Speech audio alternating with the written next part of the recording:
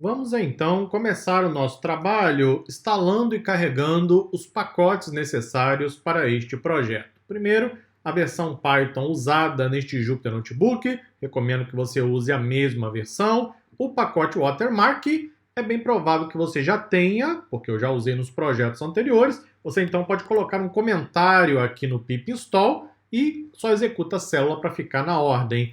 Na sequência, vamos instalar o pacote Efficient a priori. Esse pacote não vem com a Anaconda Python, precisamos fazer a instalação. Vamos visitar o site do pacote. Vamos abrir aqui uma outra aba e vamos até o PyPy, que é o repositório oficial da linguagem Python.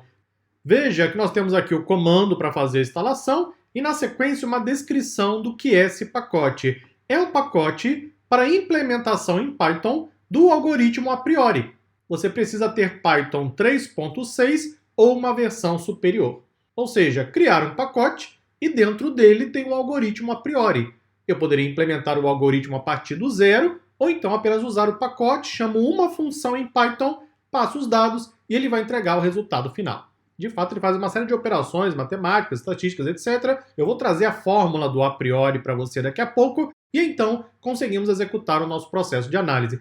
O fato de ter o pacote e, consequentemente, a função com o algoritmo a priori não significa que não tenhamos que preparar os dados. Teremos ainda que fazer todo o trabalho de preparação dos dados, vamos fazer um agrupamento, vamos organizar os dados num formato que eu possa entregar ao algoritmo a priori. Isso, aliás, vale para qualquer algoritmo, ok? Sempre que usar um algoritmo, vá até a documentação e verifique como ele espera receber os dados. É seu trabalho preparar, organizar, limpar, processar e entregar os dados para o algoritmo, dependendo, obviamente, do projeto. Depois, visite aqui o site oficial, tem muita coisa interessante, inclusive um exemplo. Olha só, aqui eu importo o a priori, que é a função, eu preparo um conjunto de dados com algumas transações e então eu chamo a função a priori.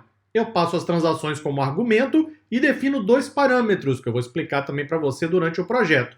Ele vai imprimir como resultado as regras. E o que a regra nos diz? Quem compra ovos também compra bacon. Quem compra sopa também compra bacon. Ou seja, a empresa agora tem uma informação que talvez antes não estivesse tão clara. Ela sabe agora como estão as transações, quais são os padrões de compra dos usuários. Isso aqui é exatamente o resultado do algoritmo a priori. Nós vamos imprimir, inclusive, um resultado muito similar usando, claro, o nosso conjunto de dados. Depois visite aqui o site, tem muita coisa legal, outros exemplos, bastante informação para você. Vamos então instalar o pacote.